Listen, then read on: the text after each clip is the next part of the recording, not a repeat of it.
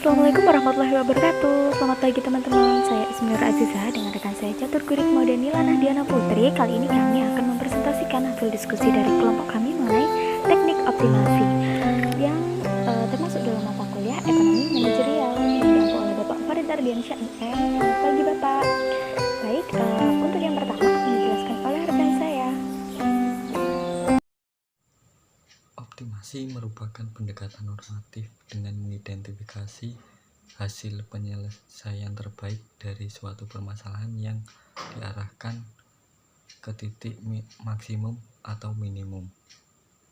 Optimasi produksi diperlukan perusahaan dalam rangka mengoptimalkan sumber daya yang digunakan agar suatu produksi dapat menghasilkan produk dengan kualitas dan kuantitas yang diharapkan.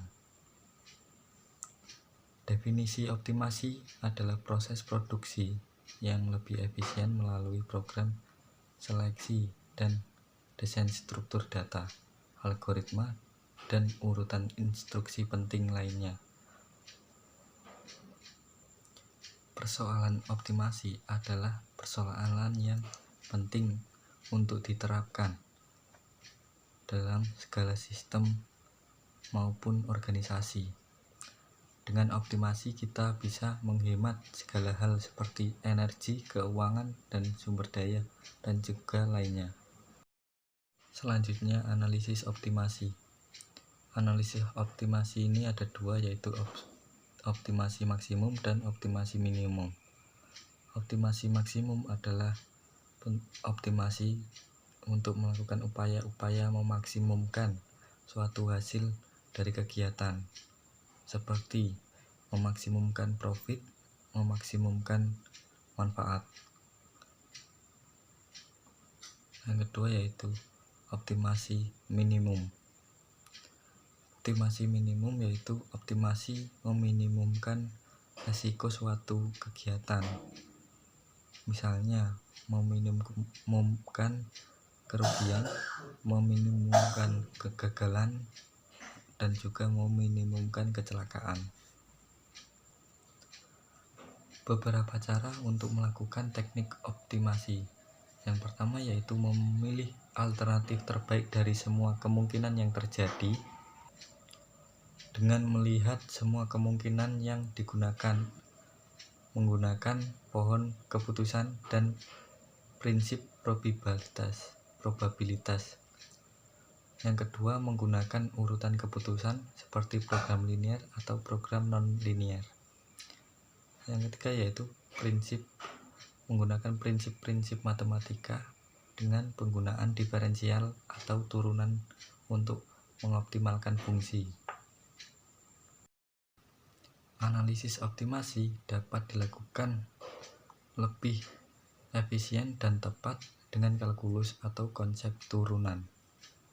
Optimasi sering diperlukan untuk menemukan nilai maksimum dan minimum suatu fungsi dengan aturan jika turunan kedua positif maka minimum, dan jika turunan kedua negatif maka nilai tersebut maksimum. Yang pertama yaitu menentukan nilai maksimum atau minimum output produksi yang dapat menciptakan laba maksimal. Caranya adalah menggunakan turunan atau derivasi tingkat 1 dari suatu fungsi. Yang kedua, membedakan antara nilai maksimum dan minimum dengan cara menggunakan turunan atau derivasi tingkat kedua. Untuk contoh bisa dilihat dalam makalah kelompok kami yang sudah di-share oleh kelompok kami. Selanjutnya, materi akan dijelaskan oleh teman saya.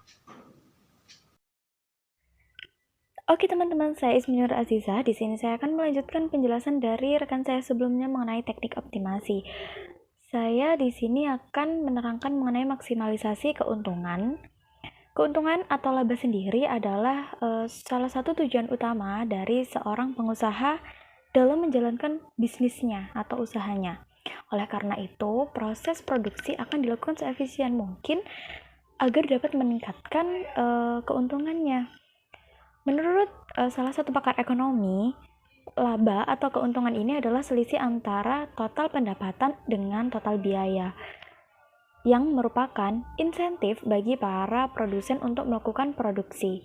Nah, keuntungan inilah yang akan mengarahkan produsen untuk mengalokasikan sumber daya kepada proses produksi tertentu. Nah, untuk keuntungan sendiri atau dalam istilah ekonomi, keuntungan total merupakan terdiri dari pendapatan total TR atau total marginal dikurangi dengan biaya total atau TC, total cost. Nah, keuntungan total ini akan mencapai maksimum apabila selisih positif antara TR dan TC itu mencapai angka terbesar.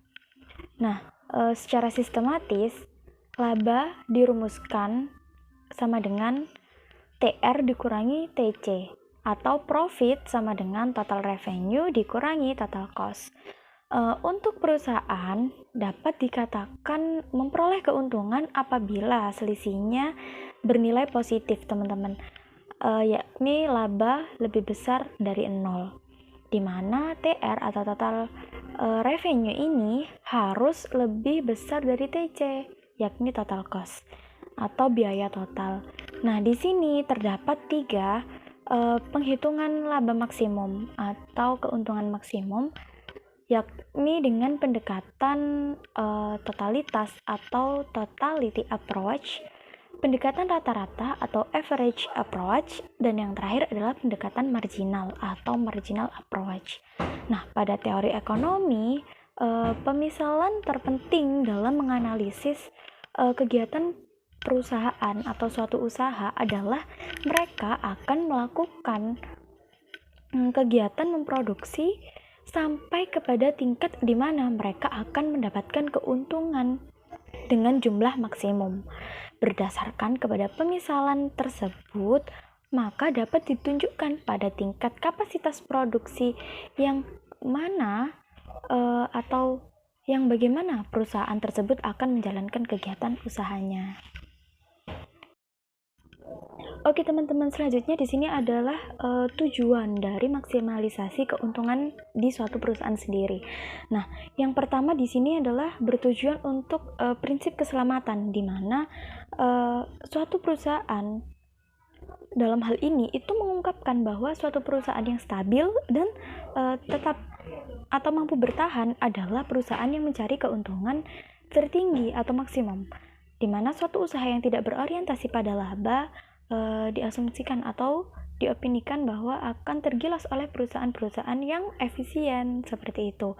Nah, yang kedua adalah laba yang rendah akan mengakibatkan pengambil alihan perusahaan karena harga saham akan menurun atau rendah.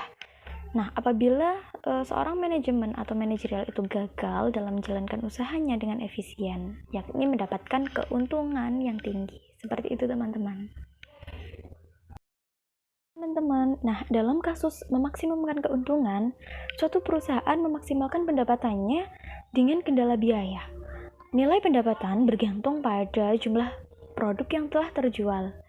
Nah, biaya juga bergantung pada jumlah produk yang dihasilkan atau diproduksi.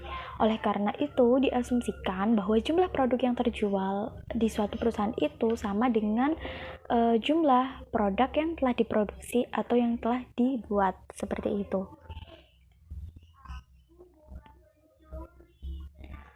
Nah, sehingga pendapatan dan biaya merupakan fungsi jumlah produk. Fungsi keuntungan tersebut dapat diaplikasikan, yakni laba dalam kurung Q atau jumlah produk sama dengan R dalam kurung Q atau harga produk dikurangi C sama dengan Q. Nah, permasalahan pada perusahaan adalah berapa jumlah produk atau kuantitinya yang membuat keuntungan maksimum. Nah, teknik memaksimalisasikan keuntungan ini mengarahkan bahwa keuntungan akan maksimum pada nilai produk atau quantity di mana turunan fungsi keuntungan sama dengan 0. Assalamualaikum warahmatullahi wabarakatuh. Nah, di sini saya akan melanjutkan pembahasan yang selanjutnya, yakni mengenai pendekatan marginal atau marginal approach.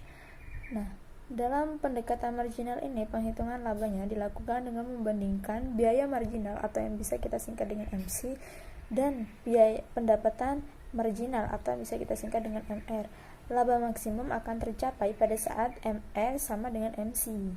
Di pembahasan teori biaya produksi, kita telah mengonstruksi kurva biaya total atau bisa kita singkat dengan TC yang bentuk kurvanya seperti huruf S terbalik. Kurva pendapatan total atau bisa kita singkat dengan TR diperoleh dengan cara mengalihkan kurva produksi total atau TP dengan harga jual output per unit atau P. Nah, untuk diagram kurvanya kalian bisa lihat di PPT di samping atau di makalah yang sudah disediakan. Nah, selanjutnya ini ada penjelasan secara sistematis, ini maksudnya laba maksimum dicapai pada saat MR sama dengan MC atau seperti yang saya katakan tadi. Nah, untuk tabelnya bisa kalian lihat di PPT atau di makalah yang sudah disediakan. Yang kedua, yakni ada penjelasan secara grafis. Lebih dari biaya marginal, karenanya penambahan output akan meningkatkan laba. Yang kedua, yakni pada interval Q3 sampai Q5 MR kurang dari MC atau pendapatan marginal kurang dari biaya marginal, karenanya penambahan output akan menurunkan laba. Dan yang terakhir ini pada saat output adalah Q3 MR sama dengan MC, perusahaan mencapai laba maksimum. Nah, penjelasan yang ketiga atau yang terakhir yakni penjelasan secara verbal. Nah, penjelasan secara verbal ini lebih berkonsentrasi diri pada pergerakan kurva P atau laba sepanjang interval Q1 sampai Q5. Pergerakan tersebut kita bagi dulu menjadi 3 subinterval, yakni Q1 sampai Q3, Q3 dan Q3 sampai Q5. Dengan demikian, tingkat output yang membuat perusahaan mencapai laba maksimum adalah Q3. Nah, penjelasan di atas ini dapat kita ringkas menjadi sebagai berikut. Nah, cukup sekian presentasi dari kelompok kami. Saya mewakili teman-teman, mohon maaf apabila ada kesalahan baik itu dari tutur kata maupun sikap, ataupun apabila ada kekurangan selama diskusi pada kali ini. Nah, apabila ada yang kurang jelas juga bisa dipertanyakan dan kita diskusikan bersama. Sekian presentasi atau pemaparan hasil diskusi kami. Syukron. Wassalamualaikum warahmatullahi wabarakatuh.